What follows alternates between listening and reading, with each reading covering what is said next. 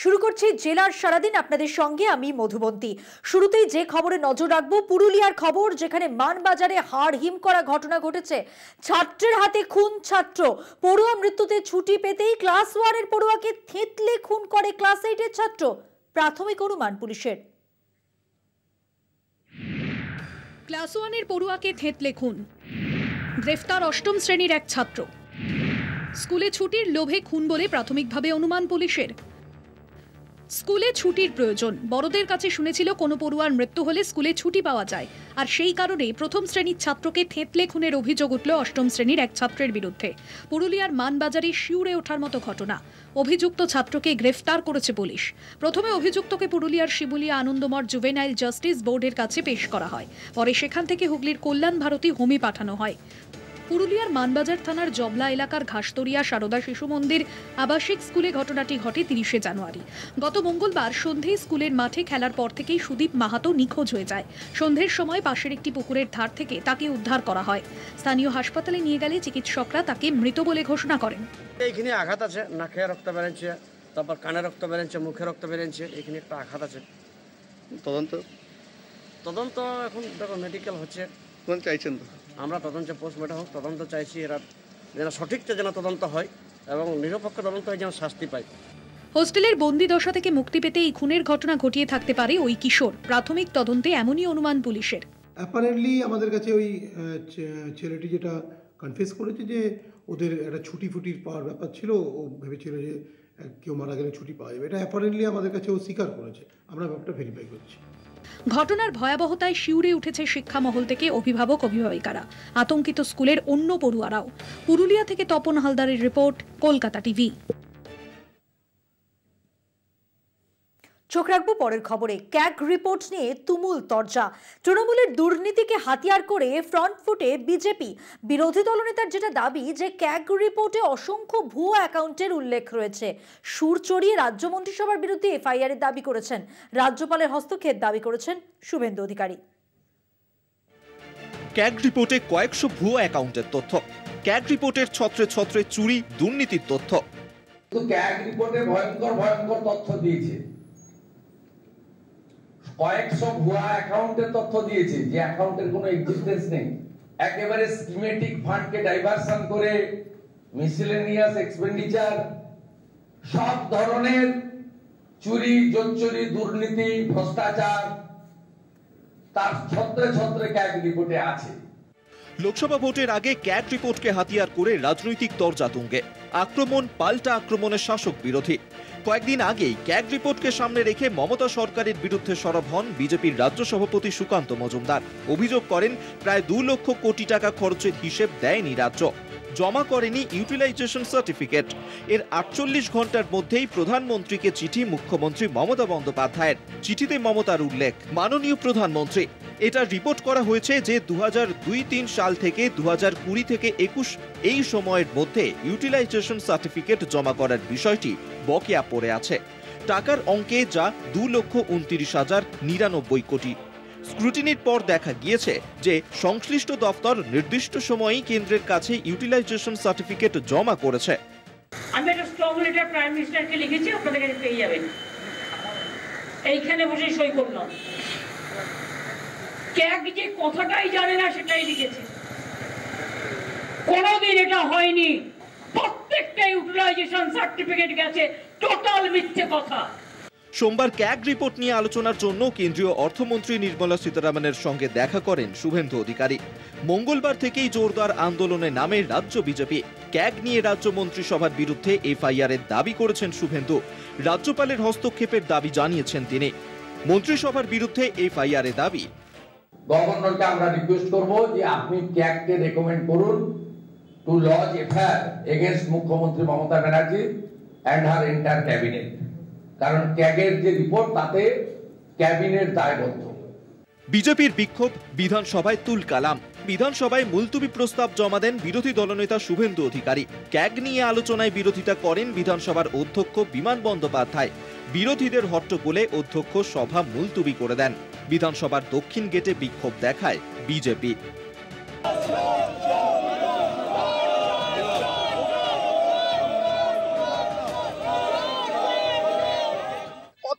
একটা বুজরুকি মানুষকে বিভ্রান্ত করবার একটা চক্রান্ত, সেটা বোঝাই যায়। ফলে বিধানসভায় নাটক টাটক করা যাবে, কিন্তু বিধানসভায় এটা আলোচ্য বিষয়ই নয়।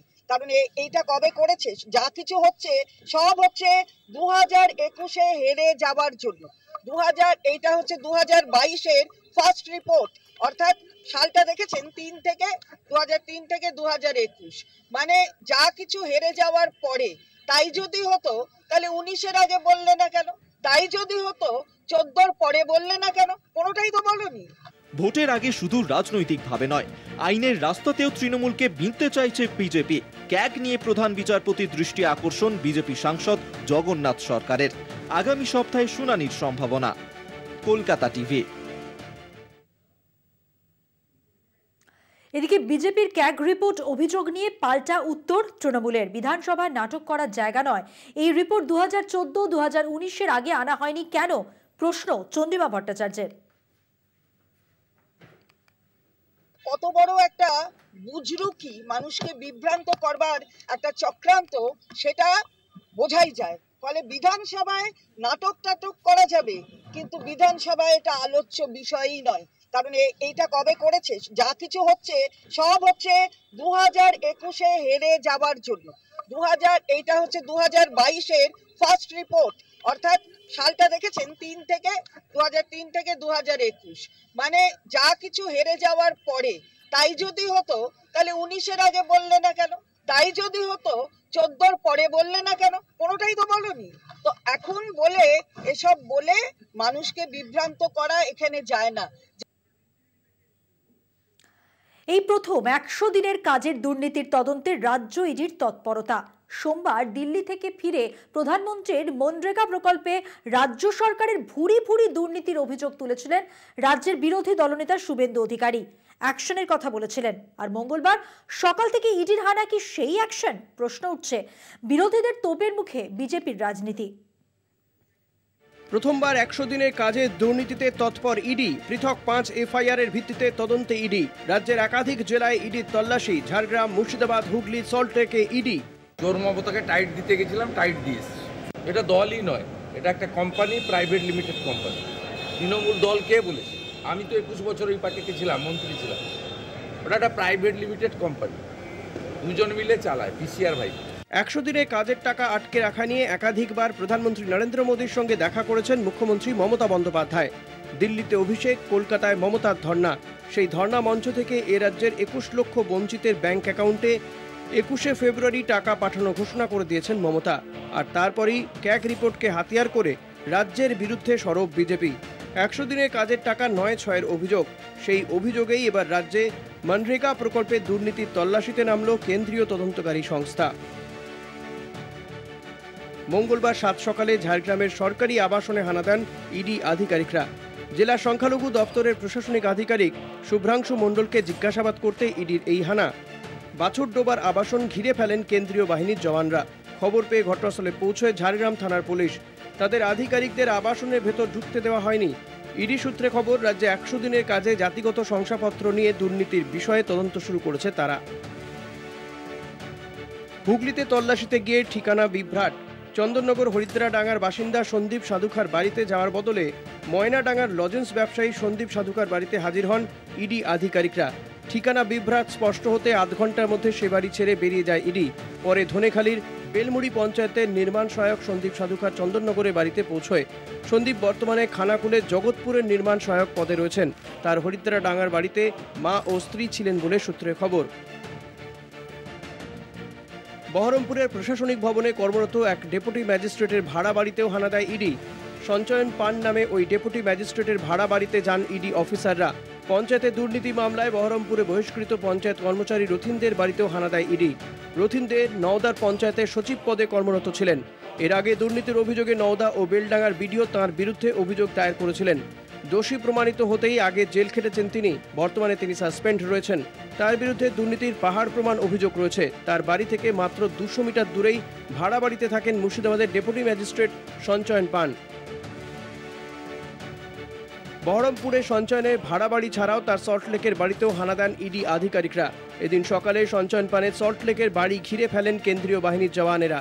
বাড়িতে ঢোকেন ইডি আধিকারিকরা।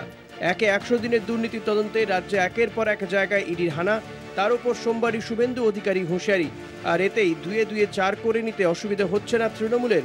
কেন্দ্রীয় সরকারের প্রচ্ছন্ন মদতে কেন্দ্রীয় বাহিনীর হানা নিয়ে সোচ্চার তৃণমূল। একদিকে দিল্লিতে, একদিকে বাংলায়, সমস্ত বিরোধী শাসিত রাজ্যগুলোতে বিজেপির অঙ্গুলি হেলনে সেন্ট্রাল এজেন্সি একটা বিরোধীদের বিব্রত করার জন্য যে চিত্রনাট্য তৈরি করে, যে তদন্তের নামে প্রহসন করে কালিমালিপ্ত করার চেষ্টা করছে। আগামী দিনে বিজেপির রাজনৈতিক বিদায় শুধু সময়ের অপেক্ষা, কিন্তু ইডি সিবিআই যেভাবে তাদের নিজেদের ক্রেডিবিলিটি মানুষের চোখে নষ্ট করছে, আগামী দিনে বিজেপি চলে গেলেও এই ইডি সিবিআই তাদের হিত গৌরব কিন্তু আর ফিরে পাবে না।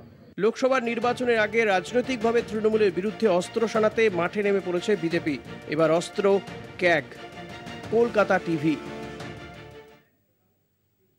এখন সময় একটা বিরতির পর ফিরছি আরো খবর নিয়ে, সঙ্গে থাকবেন।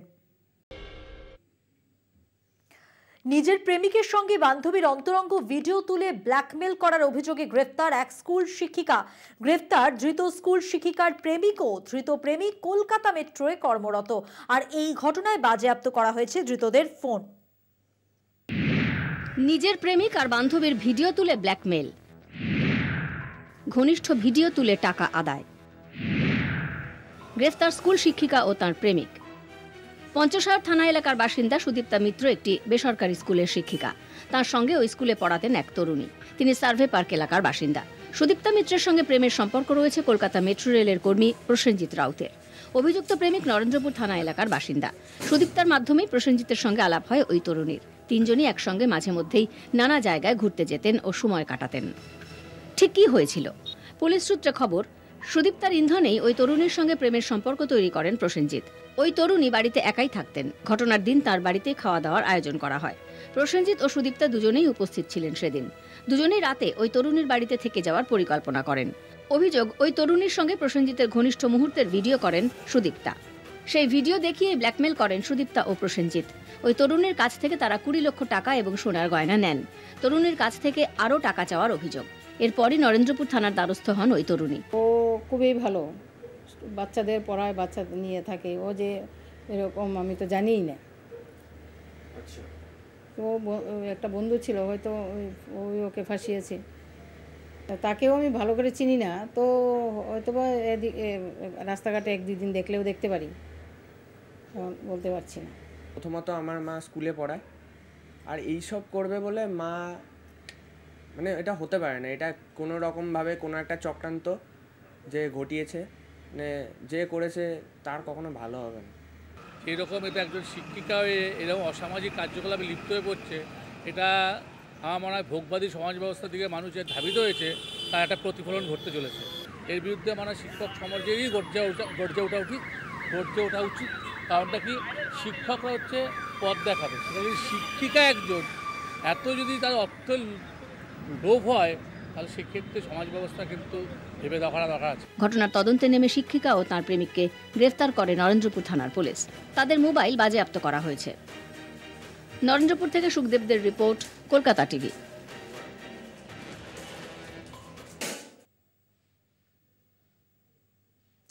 অঙ্গনওয়াড়ি কেন্দ্রের রাঁধুনি ও সাহায্যকারীকে আটকে বিক্ষোভ মালদার কালিয়াচকে। স্থানীয় সূত্রে যেটা খবর, বেদ্রাবাদ পঞ্চায়েতের মির্জাচকের অঙ্গনওয়াড়ি কেন্দ্রে প্রতিদিনই আইসিডিএস কর্মীরা আসেন না বলে দাবি স্থানীয়দের। আর তারই প্রতিবাদে মঙ্গলবার আটকে রাখা হয় অঙ্গনওয়াড়ি কর্মীদের। খাবারের গুণগত মান এবং খাবারের পরিমাণ নিয়ে অভিযোগ আছে স্থানীয়দের। অঙ্গনওয়াড়ি কর্মীদের বিরুদ্ধে লিখিত অভিযোগ পেলে সমস্যা সমাধানের আশ্বাস দিয়েছেন এসডিপিও। সপ্তাহে 3 দিন আসে না খিচুড়ি দিতে, আবার খিচুড়িতে কোনো হলুদ কম হয়ে যায়, সবজি কম থাকে, আবার কাঁচা ডিম দেয়। প্রতিদিন ডিম দেয়? প্রতিদিন ডিম দেয় না। যে আজকে অর্ধেক আছে, কালকে গোটা আছে, তো গোটা দিন আসলো না, অর্ধেক দিন আসলো। এবার গোটা দিন যেদিন আসে তার পরিবর্তে ওই দিনকার গোটা ডিম কাঁচা দিয়ে দিল, আর 1.5টা ডিম দিল না। আবার যদি কোনো জেদ ধরে বা ঝগড়াঝাটি করি তখন বলে যে কালকে দিয়ে দেবো, কিন্তু ওই কালকে আবার আসে না, পরশু আসে। আমার তো আমি অভিযোগ দেখাচ্ছি, আজকে আবার ডবল নিয়ে নিল, কিছুই না। আমি বলছিলাম কালকে দিব। কি নিয়ে গন্ডগোল আজকে? ওই ডিম নিয়ে। প্রতিদিন ডিম দেন না? প্রত্যেকদিন শনিবারে আমার আশা হয়নি, শ্বশুর মারা গেছে, তো কালকে দিতে চেয়েছি। চোখ রাখবো পরের খবরে। 14 বছরের মধ্যে অনাথ শিশুদের জন্য মাসিক ভাতা চালু করেছে রাজ্য প্রশাসন। বসিরহাট 1 নম্বর ব্লকের নিমদরিয়ার কোদালিয়া গ্রাম পঞ্চায়েতে রাজ্য সরকারের নতুন প্রকল্প চালু হলো। সমাজ থেকে বিচ্ছিন্ন বাবা মা হারানো দুস্থ অসহায় মেধাবী ছাত্রদের পড়াশোনায় সহায়তা করবে এই প্রকল্প। আর এবার থেকে তাদের প্রতি মাসে 500 টাকা করে সরকারি ভাতা দেবে রাজ্য সরকার। সেই প্রকল্পেরই জাঁকজমক করে উদ্বোধন হলো সম্প্রতি।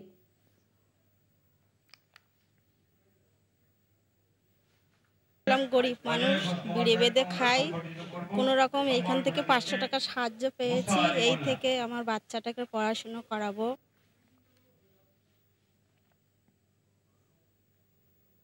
আর এবার নজর রাখবো বীরভূমের খবরে। বীরভূমের রামপুরহাট, সেখানে 7 সকালে পথ দুর্ঘটনায় 4 জন মহিলা শ্রমিকের মৃত্যু হয়েছে। বেলা বাড়তে হাসপাতালে পৌঁছলেন বীরভূম জেলা পরিষদের সভাধিপতি কাজল শেখ। হাসপাতালে গিয়ে কাজলের মুখে কেন্দ্রীয় সরকারের বাংলার প্রতি বঞ্চনার প্রসঙ্গ। তিনি কথা বললেন পথ দুর্ঘটনায় জখম হয়ে হাসপাতালে ভর্তি থাকা জখম শ্রমিক এবং নিহতদের পরিবারের সঙ্গে। এদিন সকালে বীরভূমের রামপুরহাট 1 নম্বর ব্লকের বনহাট পঞ্চায়েতের চিতুরির 15 জন শ্রমিক চায়না ভ্যানে করে কাজের উদ্দেশ্যে মারগ্রাম যাচ্ছিলেন। আর ঠিক সেই সময় দুর্ঘটনায় পড়ে তাদের ভ্যানটি।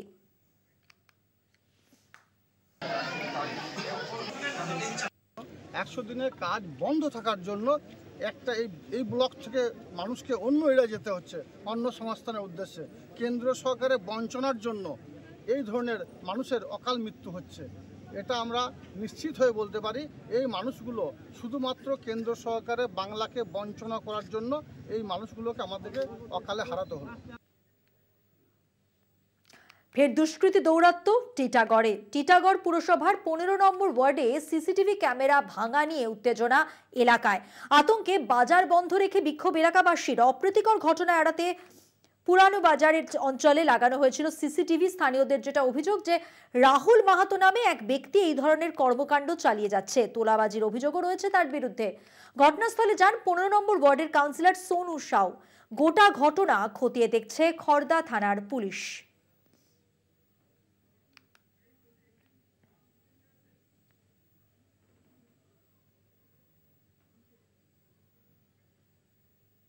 টিটাগড় পুরসভার 15 নম্বর ওয়ার্ডের ঘটনা, যেমনটা আপনাদের বলছিলাম যে ফের দুষ্কৃতী দৌরাত্ম্য, ঘটনা খতিয়ে দেখছে খড়দা থানার পুলিশ।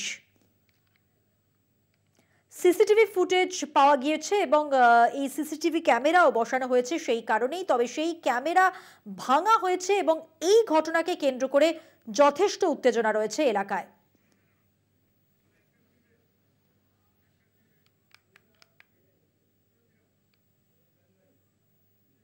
চোখ রাখবো পরের খবরে। বালুরঘাট ব্লকের পতিরামের কাছে লক্ষ্মীপুর এলাকা, সেখানে চাষ হচ্ছে মিস ইন্ডিয়া কুলের। 2 বিঘা জমিতে অভিনব চাষ করছেন বিকাশ মণ্ডল। আপেলের মতো দেখতে কুলের চাহিদা একেবারে তুঙ্গে। গড়ে 100 থেকে 120 টাকা কেজি দরে বিকোচ্ছে এই মিস ইন্ডিয়া কুল। দেখুন, সামনেই সরস্বতী পুজো, আর সরস্বতী পুজোর আগে কুল না খাওয়া যেন একটা মিথ। কিন্তু এরকম টুকটুকে আপেলের মতো দেখতে কুল, তার স্বাদ না নিলে কি চলে? নজর কাড়া মিস ইন্ডিয়া কুলের গন্ধে বাগান পূর্ণ। দক্ষিণ দিনাজপুরের বাসিন্দা বিকাশ মণ্ডল অভিনব কুল চাষ করে নতুন দিশা দেখাচ্ছেন। বালুরঘাট ব্লকের পতিরামের কাছে লক্ষ্মীপুর এলাকায় চাষ করা এই সব মিস ইন্ডিয়া কুলের চাহিদা তুঙ্গে। মাত্র কয়েক মাসেই বিকাশবাবু 2 বিঘে জমিতে বাগান সাজিয়েছেন। বাজারে আসতে না আসতেই গড়ে 100 থেকে 120 টাকা কেজি দরে বিকোচ্ছে মিস ইন্ডিয়া কুল। বিগত কয়েক বছর অন্যান্য সবজি চাষ করলেও এই বছর মিস ইন্ডিয়া কুল চাষের ফলন ব্যাপক হারে দেখা দিয়েছে। তাই গতানুগতিক অন্যান্য চাষ বাদ দিয়ে কুল চাষ হচ্ছে লক্ষ্মী লাভ। প্রায় দীর্ঘদিন ধরে করে আসতেছি। এই বছরে অবশ্য এই মিস ইন্ডিয়াটা আমার কাছে নতুন আর কি ভ্যারাইটিস। আচ্ছা, খুব ভালো মানের এবং বড় হয়। এবং আমার এই গাছের বয়স হলো 9 মাস। এদিকে হ্যাঁ, 9 মাস বয়স। কি কি দেখতে পাচ্ছেন 9 মাসের মধ্যে কি কি উন্নতি হয়েছে? 9 মাসের ভিতরে ভালো ডেভেলপ, কুল বড় হয় এবং দামটাও বেশি।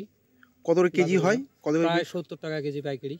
আরও সবজি চাষ করা হতো এই জমিতে, কিন্তু সেইভাবে ফলনটা ভালো হতো না। তো এই কারণে এবার একটা নতুন চিন্তা ভাবনা নিয়েছি যে কুল চাষ করে কি দেখা যাক। সবাই বলছে যে চাষ করো কুল, তো এই কারণেই এবার কুল চাষ শুরু হয়েছে। কতটা লাভ আছে এই কুল চাষে? এখন লাভ তো সবে শুরু হয়েছে, এখন লাভ দেখা যাক কত কি হয়। জেলার সারাদিন আজকের মতো এ পর্যন্তই। দেখছেন কলকাতা টিভি, রাত দিন 7 দিন।